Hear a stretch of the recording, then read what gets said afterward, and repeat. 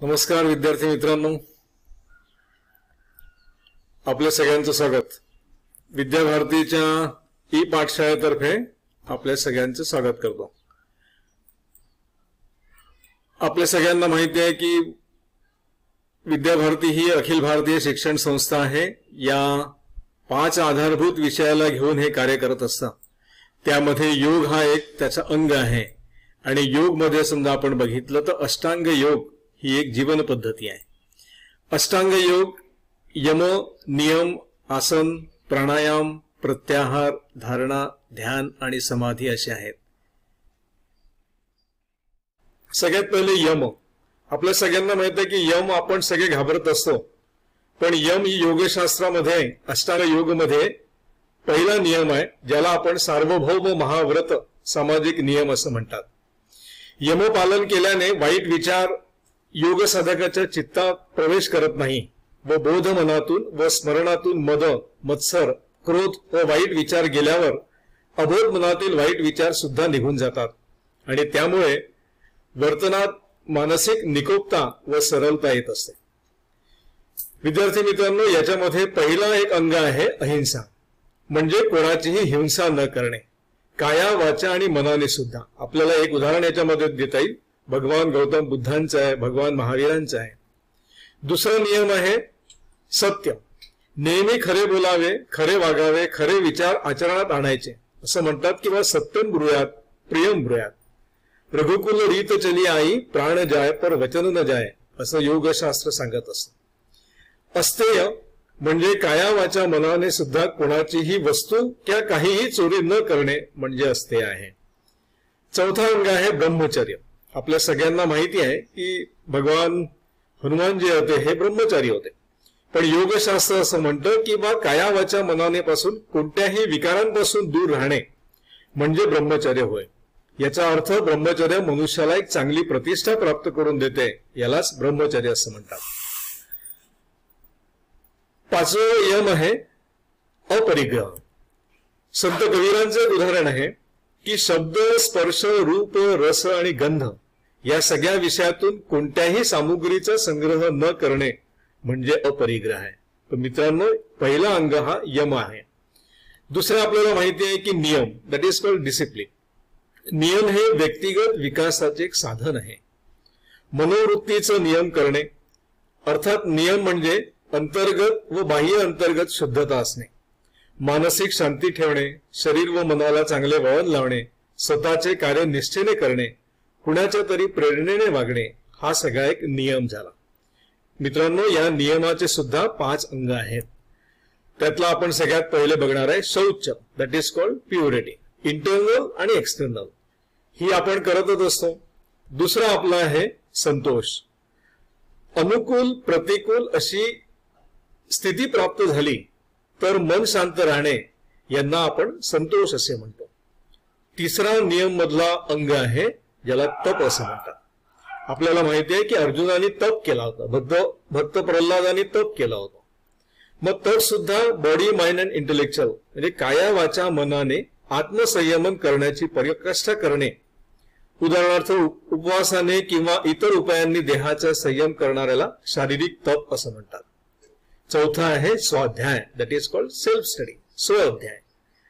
स्वामी विवेकानंदजींचं याच्यामध्ये आपल्याला उदाहरण नेहमी लक्षात राहील. आत्मउन्नतीच्या पुस्तकांचं वाचन करणे म्हणजे स्वाध्याय होय आणि अभ्यास असं म्हणतात, स्वाध्याय असं म्हणतात. आणि पाचवं आहे नियम मधलं शेवटचं ईश्वर प्रणिधान. हे सुद्धा काया वाचा मनाने ईश्वराला शरणागती, याला ईश्वर प्रणिधान असं म्हणतात. यानंतर आपण बघणार आहे आसन. अन्नमय कोशची अवस्था म्हणजे आसन आहे. कोणत्याही प्रकारे कष्टदायी वाटणार नाही अशा प्रकारची शरीराची ठेवण करून खूप वेळ शांत चित्ताने राहता येईल अशा स्थितीला आसन असं म्हणतात. पाठीवरचे, पोटावरचे, बसलेले, उभे असलेले असे त्याचे 4 प्रकार आहेत. तसेच ध्यानात्मक, शरीर संवर्धनात्मक, विश्रांतीदायक हे सुद्धा त्यांचे प्रकार आहेत. योगशास्त्रामध्ये केवळ आसन म्हणजे योग नाही, तर योग हा अष्टांग योग आहे. म्हणून विद्याभारती ही आग्रह करते की या 5 आधारभूत विषयांमध्ये एक योग हा विषय घेऊन योग आधारित शिक्षण पद्धती असली पाहिजे असा याचा आग्रह आहे.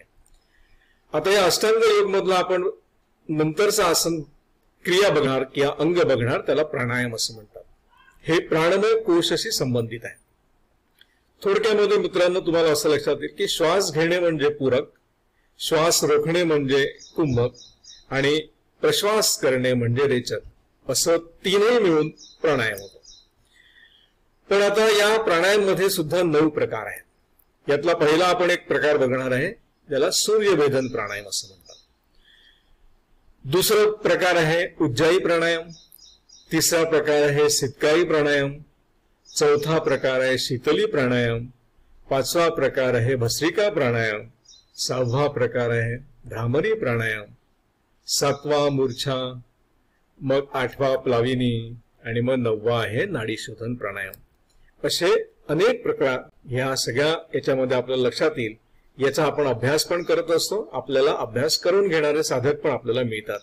ते हे अष्टांग योग मधलं चौथं अंग प्राणायामचं आहे. यानंतर आपण 5वं अंग बघणार, ज्याला प्रत्याहार असं म्हणतात.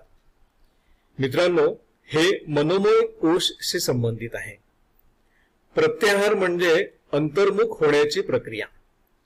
शरीराच्या वरवरच्या म्हणजे बाह्य भागाच्या स्थितींचं निरीक्षण नव्हे, तर शरीराच्या अंतर्गत भागात म्हणजे अंतःकरणात अवलोकन करणे म्हणजे प्रत्याहार होय. आणि म्हणून असे जुने किंवा नवीन आपल्याला सगळे संत महात्मे असे लक्षात येतात की जे याचा अभ्यास करतात. आपल्या प्राचीन भारतीय संस्कृतीमध्ये जेवढे ऋषी मनुष्य झाले, या सगळ्यांनी प्रत्याहाराचा अभ्यास केला. हे प्रत्याहार योगशास्त्रामध्ये एक 5वं अंग आहे. आणि म्हणून यम नियम आसन प्राणायाम हे जे आहे, याला बाह्य अंतर्गत अशा प्रकारचा योग असं म्हणतात. आणि मित्रांनो, प्रत्याहार, धारणा, ध्यान आणि समाधी हे अष्टांग योग मध्ये अंतर्गत योग असे आहे. म्हणून या यमनियम आसन प्राणायामाचा आपण जेव्हा अभ्यास करू, तेव्हा आपल्याला मग प्रत्याहार, धारणा, ध्यान आणि समाधी याच्यामध्ये आपल्याला त्याची प्रचिती येईल. म्हणून या प्रत्याहार जे मनोमय कोश जे आहे, अन्नमय, प्राणमय, मनोमय, आनंदमय अशा प्रकारचा विज्ञानमय असे सगळे 5 जे कोश आहेत, त्या कोशमध्ये प्रत्याहाराचा समजा आपण अभ्यास केला, तो जो मनाशी संबंधित आहे आणि ज्याचं मन चांगलं असेल त्याचं कार्य चांगलं असतं. म्हणून योग इज अ सायकोसोमॅट्रिक प्रोसेस असं म्हणतात. ही एक मनोकायिक अशा प्रकारची प्रक्रिया आहे जी शरीरापेक्षा मनावर संस्कार करते आणि ज्याचं मन चांगलं असतं त्याचं कार्य चांगलं असतं. असा अभ्यास आपल्याला प्रत्याहाराच्या या सगळ्या प्रक्रियेतून लक्षात येईल. मित्रांनो, यानंतर आपण बघणार योगशास्त्राच्या या अष्टांग योग मधलं 8वं अंग, ज्याला धारणा असं म्हणतात. ही प्रत्याहाराच्या आणि ध्यानाच्या पूर्वस्थितीची अवस्था आहे. धारणा हे सुद्धा एक कोशशी संबंधित आहे. हा सुद्धा एक असा प्रकार आहे जो मनाशी संबंधित असतो. आणि म्हणून धारणा ही मनाशी संबंधित आहे. असं म्हणतात की बाबा कोणत्याही एका ध्येयावर आपल्या चित्ताला स्थिर करणे म्हणजे धारणा करणे असं. आपण आज 1ली ते 12वीचे सगळे विद्यार्थी आहे. आपलं पहिलं कार्य कोणतं असेल तर आपल्याला असं लक्षात येईल की आपलं विद्यार्थी दशेमध्ये आपल्याला अभ्यास करणे हे सगळ्यात महत्वाचं असतं. आणि म्हणून आपलं पहिलं लक्ष केंद्र कोणतं असेल, आपलं पहिलं ध्येय कोणतं असेल, तर ते आपलं धारणा कशी असेल योगशास्त्रामध्ये आपण समजा म्हटलं तर आपलं पहिलं लक्ष हे आपला अभ्यास आहे जे मनाशी संबंधित आहे. म्हणून योग केवळ आसन नाही, तर योग हे विद्यार्थी दशेमध्ये आपल्याला आपली भविष्य हे कळवत असतं आणि त्याचं दृष्टी आपल्याला देत असतं. म्हणून योगासनाचा किंवा योग विषयाचा समजा आपण अभ्यास केला तर आपल्याला धारणाशी संबंधित म्हणजे मनोमय कोशाशी संबंध असा येऊ शकेल. आणि म्हणून मग कोणत्याही ध्येयावर आपल्याला लक्ष केंद्रित करावं लागेल. मगाशी आपण जे बघितलं की अर्जुनाने आपलं एक लक्ष ठेवलं होतं, त्या लक्षापर्यंत तो पोहोचले म्हणजे त्यांनी तप केलं. आणि तप केल्यामुळे मग धारणा अतिशय संबंधित येऊ शकलं. आणि या भूमिकेतूनच योगशास्त्र आपल्याला अशा प्रकारचं सांगत असतं. आणि म्हणूनच या अंतर्गत आणि बाह्य अंतर्गत योगशास्त्राचा अभ्यास करणं हा आग्रहपूर्वक आपल्या विद्याभारती या अखिल भारतीय शिक्षण संस्थेने सांगितलं.